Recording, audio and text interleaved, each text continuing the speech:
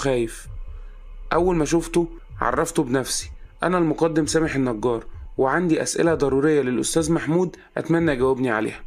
السكرتير تردد شوية وقال لي هو مش بيقابل حد، بس أنا ممكن أستأذن منه.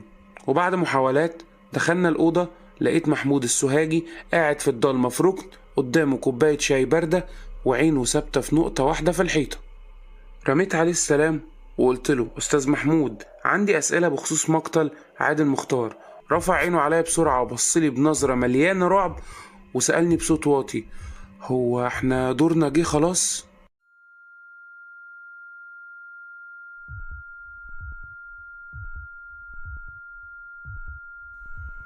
قعدت قصاده وحاولت افهم مين اللي دوره جه وانت بتتكلم عن ايه.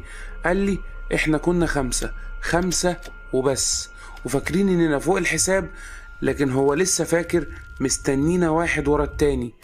بصيت باستغراب وقلت له هو مين؟ بصلي بنظرة تانية وحرك راسه ببطء وقال لي كلمة واحدة، ابن المظلوم.